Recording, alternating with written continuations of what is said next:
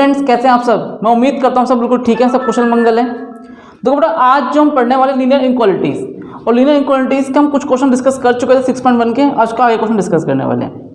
तो आज हम पढ़ने वाले हैं बेसिकली हमारा, मैंने आपको 20 तक क्वेश्चन करवा चुका हूँ, 21 डिस्कस करेंगे जो वर्ड्स प्रॉब्लम के स्टार्ट हो जाते हैं। तो देखो गहराई समझना, 21 से लेकर 26 तक वर्ड्स प्रॉब्लम है, आपको उसे फील करना है, समझना है, फिर उसका जवाब देना है।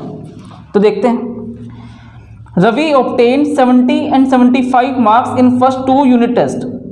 Find the minimum marks he should get in the third test to have an average at least 60 marks. At least 60 marks.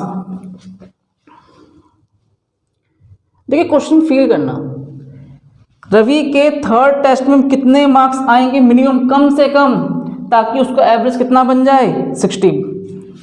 तो यहां पर एक वर्ड है एट लीस्ट, इसका मतलब होता है कम से कम। कम से कम मतलब एटलीस्ट मतलब कम से इतने तो होने ही चाहिए, उससे ज्यादा है तो बहुत अच्छी बात है, कम से कम। तो इस क्वेश्चन में कितने कह रहे हैं 60। तो भैया जब भी एटलीस्ट वर्ड होगा तो क्या करना पड़ेगा, मोर देन इक्वल, क्योंकि आपका जो मैं कहना चाह रहा हूं मोर देन इक्वल, जिस नंबर के इक्वल कह रहा है वो एटलीस्ट उतना भी हो सकता है, उससे ज्यादा भी हो सकता है। याद रहेगा, जब भी एटलीस्ट वर्ड आ जाएगा तो हम साइन कैसे लगाएंगे, मोर देन इक्वल का। और अगर बात आ जाए एट मोस्ट, अधिक से अधिक, अरे at most, maximum, at most, जैसे हम बोल दूं आपके भाई एट मोस्ट 90% मार्क्स आने चाहिए, 90 मार्क्स, तो मैक्सिमम 90 आने चाहिए। 90 से कम आए तो बहुत अच्छी बात है, 90 से ऊपर नहीं होने चाहिए। तो एट मोस्ट वाले केस में ऊपर नहीं जाते हम, या तो इक्वल जाते हैं या लेस देन जाते हैं। और एट लीस्ट वाले केस में या तो इक्वल भी होंगे और उससे ज्यादा भी होगा, और एट मोस्ट वाले केस में इक्वल और लेस देन होगा।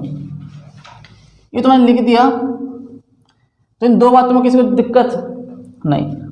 अब बेटा इसमें लेट करेंगे, थर्ड टेस्ट मार्क्स को अपने क्या मान लिया, x। और बाकी दो टेस्ट में कितने नंबर है आपके, 70 और 75। तो देखो बेटा x plus 70 plus 75 divide by 3। क्यों 3? क्योंकि एवरेज निकालना है, 3 से डिवाइड करना पड़ेगा।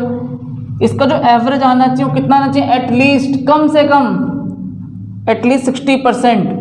तो भैया या तो एट 60 आ जाए या 60 से ज़्यादा हो जाए, एट कम से कम 60 तो रहना चाहिए। बात क्लियर है? तो एटलीस्ट वर्ड आएगा तो मोर देन और इक्वल की हम बात करेंगे, क्योंकि 60 भी हो सकता है, 60 से ज़्यादा भी। सॉल्व करेंगे इसे, 145 डिवाइड बाय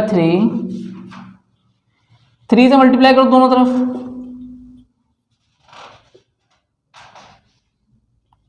3 बन जा, 3 से 3 cancel, 60 multiply 3, x plus 145 more than equal 180। अब 145 माइनस कर देंगे दोनों तरफ से,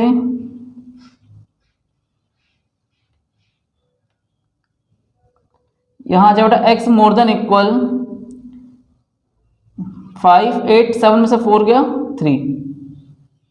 अगर वो थर्ड टेस्ट में कितने मार्क्स लाने पड़ेंगे उसे, 35 या उससे ज्यादा। लेकिन क्या लिखा, फाइंड द मिनिमम मार्क्स, कम से कम वो 35 भी ले आए ना मिनिमम मार्क्स। अगर वो थर्ड टेस्ट में 35 मार्क्स भी ले आया तो बेटा उसकी एवरेज कितनी बन जाएगी, एटलीस्ट 60% बन जाएगी। तो 35 से ऊपर ले आया तो बहुत अच्छी बात है, 60 से ज्यादा हो जाएगा। लेकिन 60 के लिए कम से कम कितने मार्क्स चाहिए, मिनिमम 35 मार्क्स चाहिए थर्ड टेस्ट में। किसी को डाउट क्वेश्चन के अंदर, इसे नोट करो। 22 पे ध्यान देना। To receive grade A in a course one must obtain an average of 90 marks और more in 5 examination if Sunita marks in first 4 examination 87, 92, 94, 95। कहता है find the minimum marks that Sunita must obtain in 5th examination to get grade A in the course. देखो question feel करना, कहना क्या चाह रहा है। देखो आपको अगर ग्रेड ए लाना है तो कितने मार्क्स होने चाहिए, एटलीस्ट कम से कम 90% मार्क्स होने चाहिए, एवरेज 90% और मोर। 90 आए, 90 से ज़्यादा है तो आपको क्या मिलेगा, ग्रेड ए मिलने वाला है। और 4 टेस्ट में आपको मार्क्स गिवन है, तो कहता है भैया 5वें टेस्ट में कितने नंबर ले आए ताकि उसका एवरेज 90 या 90 से ज़्यादा आ जाए। तो ये तो बेटा सेम क्वेश्चन लग रहा है। Late 5th test mark x, और पहले कितने कितने नंबर अवेलेबल है, 87, 92, 94, 95 प्लस x डिवाइड बाय 5, इसका एवरेज कितना आना चाहिए, 90, कितना आना चाहिए 90 और मोर, तो हम कैसा साइन लगाएंगे, मोर देन इक्वल, 90 भी आ सकता है, 90 से ज़्यादा भी हो सकता है। 7 और 2 9, 4, 13 5 18 की 8, हासिल गई 1, 9 और 9 18, 18 और 9 27, 27 और 9 36 plus x divide by 5 more than equal 90।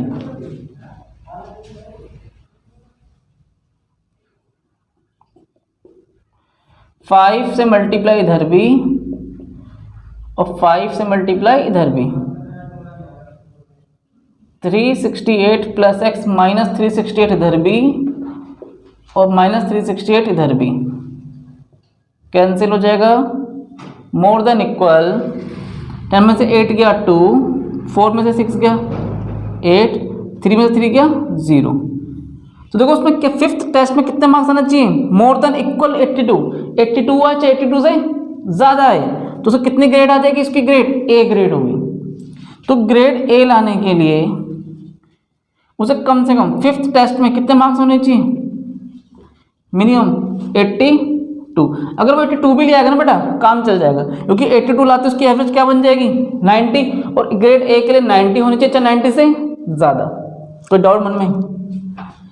Next question में ध्यान देना, find all pair of consecutive odd positive integers both of which are smaller than 10 such that their sum is more than 11। आपको यहाँ पर पेयर की बात करनी है, जोड़ा बनाना है। All pair of consecutive odd positive integers both of which are smaller than 10। तो कंसेक्यूटिव नंबर होते कौन से हैं, लगातार। अगर मैं एक को x बोल रहा हूं तो दूसरे क्या बोलूंगा, ऑड है, तो ऑड पॉजिटिव है तो क्या हो जाएगा ये x प्लस 2। अगर इन द सेंस में बात कर रहा हूँ, पहला नंबर अगर 5 है दूसरा नंबर क्या होगा 7, अगर पहला नंबर 9 है दूसरा नंबर क्या होगा 11, अगर एक 12 एक 15 है दूसरा क्या होगा 17। ऑड नंबर बेटा तो लगातार आते हैं, odd consecutive positive integers both of which are smaller than 10, और दोनों ही नंबर 10 से छोटे हैं। Their sum is more than 11, और इनका जो सम आएगा ना मोर देन 11, तो x प्लस 2 मोर देन 11, 2x प्लस 2 मोर देन 11।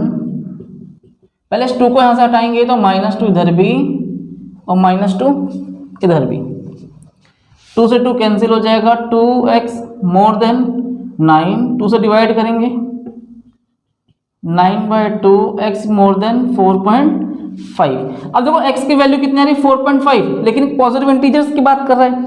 इंटीजर्स कौन से होंगे, अगर मैं बोल रहा हूँ भाई 5, पहला नंबर 5 लिया, दूसरा नंबर क्या लूंगा 7, क्योंकि कॉन्सेक्यूटिव की बात कर रहा लगातार, ऑड कॉन्सेक्यूटिव इंटीजर्स, पहला 5 दूसरा 7। अगर मैं करूँ भाई पहला 7 है दूसरा क्या होगा 7 9। अब देखो अगर मैं बोलता हूँ 9 फिर मुझे क्या लेना पड़ेगा 11। अब एक कंडीशन पढ़ना, यहाँ पे लिखा क्या है, which both of which are smaller than 10, दोनों ही नंबर 10 से छोटे हैं। तो क्या ये पॉसिबल है, क्योंकि यहाँ तो ये तो 10 से छोटा है बट ये 10 से बड़ा है, तो ये पॉसिबल है। केवल आंसर क्या आएगा दिस, 2 पेयर्स बनेंगे। अब आपके मन में क्वेश्चन है कि सर 1 और 3 भी लिख लेते हैं। अरे बेटा कैसे लिख लेता, x जो है 4.5 से बड़ा होना चाहिए, x जो 4.5 से बड़ा होना चाहिए, तो 5 7 7 और 9 ही बनेंगे, बाकी और कोई भी नहीं बनेगा। कोई डाउट किसी मन में, इसे नोट करो। Question number 24, find all pairs of consecutive even positive integers. देखो यहाँ पर जो मैं पेयर बताना है वो इवन का बताना है, even positive integers consecutive even positive integers both of which are larger than 5, दोनों ही नंबर 5 से बड़े होंगे, and their sum is less than 23, उनका जो सम होगा वो 23 से कम होगा। तो इवन नंबर, एक को मैंने x और एक को x प्लस 2, ऐसा क्यों कहा कि अगर देखो मान लो पहला इवन नंबर अगर 6 है, दूसरा क्या होगा 8, कंसेक्यूटिव लगातार। अगर पहला 12 है, दूसरा 14, अगर पहला 10 है, दूसरा 12, तो वही बात मैंने यहाँ बात करी है। इनका जो सम है लेस देन 23, लेस देन 23, तो x प्लस 2 लेस देन 23। देखो x प्लस x कितना हो जाएगा 2x plus 2 less than 23, 2x plus 2 minus 2 less than 23 minus 2।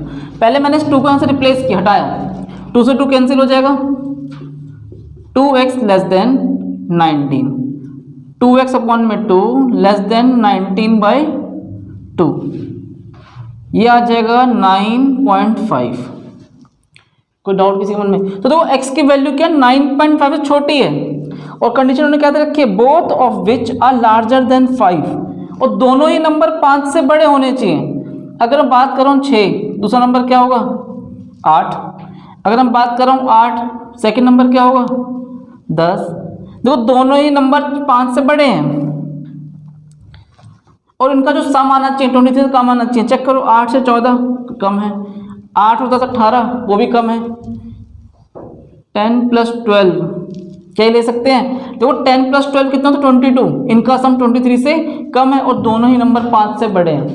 अगर मैं बोलूँ बेटा 12, 14, क्या ये पॉसिबल हो सकता है? चेक करते हैं। 12 प्लस 14 26, इनका सम 23 से ज़्यादा आ रहा है, हमें क्या चाहिए कम, तो ये पॉसिबल नहीं होगा। इसका आंसर क्या आ जाएगा दिस। कोई doubt? Question number 25, the longest side of a triangle is 3 times the shortest side and the third side is 2 centimeter shorter than the longer side. If the perimeter of the triangle is at least 61 centimeter, find the minimum length of the shortest side. ये longest side, shortest side क्या घुमा फिरा के आपको दे रखा है, question की है समझना।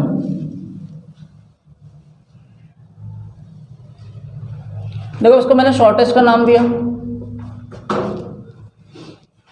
इसको मैंने लॉन्गेस्ट का नाम दिया, और इसको मैंने थर्ड साइड का नाम दिया।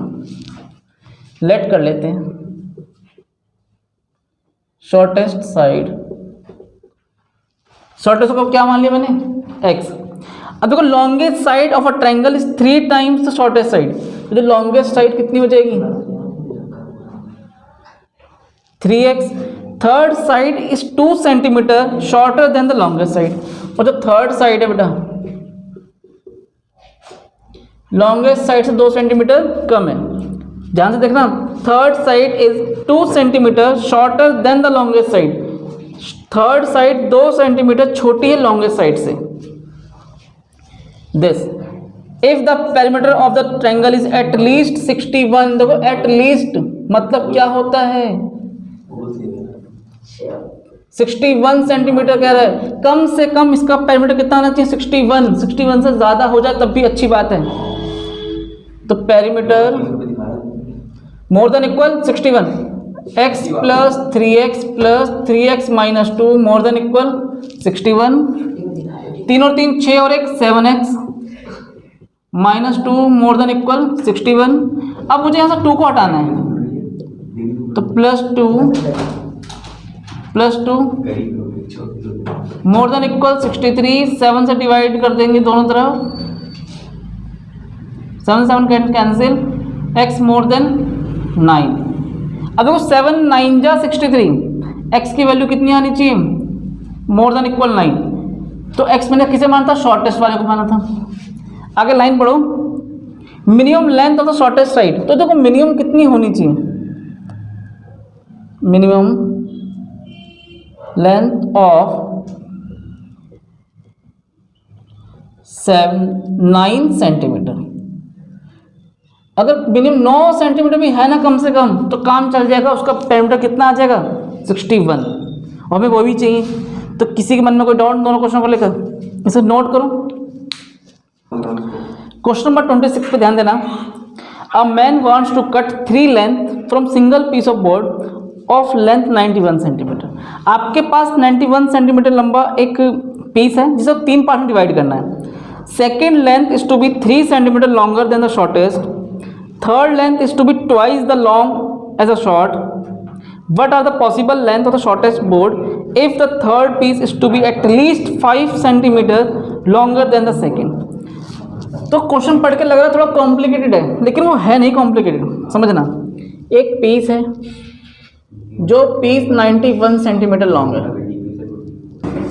देखो शॉर्टेस्ट साइड, और ये आपको मान लेते हैं सेकेंड लेंथ और ये थर्ड। फर्स्ट, इसको मैं नाम देता हूँ shortest, second, third. 3 centimetre let कर लेते हैं। शॉर्टेस्ट को मैंने x मान लिया। The second length is to be 3 centimetre longer than the shortest. जो सेकेंड वाला है ना 3 सेंटीमीटर ज़्यादा है शॉर्टेस्ट वाले से। थर्ड लेंथ, जो थर्ड लेंथ है बेटा ध्यान देना, third length is to be twice as long as the shortest. तो जो थर्ड वाला है वो ट्वाइस है, तो 2x हो जाएगा। अब देखो इन तीनों को जो सम होना चाहिए x प्लस 3 प्लस 2x, इन तीनों लेंथ का जो सम बनेगा या तो वो 91 होगा, क्योंकि तीनों को तो 91 को तो काट के मैंने बनाया है। तीनों का सम किसके इक्वल होगा, या तो 91 होगा या 91 से छोटा होगा, हाँ या ना। क्या इन तीनों का सम 91 से ज़्यादा हो सकता है क्या? चेक कर लो, पॉसिबल है? नहीं, क्योंकि तीनों लेंथों को मैंने 91 से ही काटा है। तीनों लेंथ जो निकली है 91 से निकली है। तो x plus x 2x 2x 2x 4x 2 plus 2 4x plus 3 less than equal 91 minus 3 less than equal 91 minus 3 4x less than equal 88 divide by 4 x less than equal 12। तो x की वैल्यू बेटा कितनी होगी, यहाँ तो 12 होगी, 12 से छोटी होगी। आगे लाइन पढ़ना, if the third piece is to be at least 5 centimetre longer than the second. जो थर्ड पीस है ना 2x वाला, वो कम से कम, एट लीस्ट मतलब क्या होता है, कम से कम 5 centimetre longer than the second.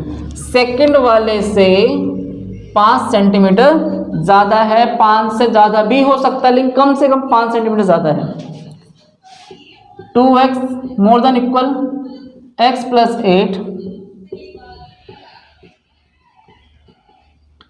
x से x कैंसिल हो जाएगा, मोर देन इक्वल 8। तो देखो जो x की वैल्यू क्या है, लेस देन इक्वल 12 और मोर देन इक्वल 8। तो x के यहाँ पर आंसर कितना आएगा, 8 भी हो सकता है और 12 तक। क्लोज्ड इंटरवल, क्योंकि यहाँ पर क्या है, इक्वल का साइन भी आ रहा है, और देखो यहाँ भी इक्वल का साइन आ रहा है। तो किसी बच्चे को डाउट मन में, तो शॉर्टेस्ट जो डिस्टेंस होगी उसकी लेंथ कितनी होगी, 8 या 8 से ज़्यादा, 12 या 12 से कम। इसे कॉपी करो।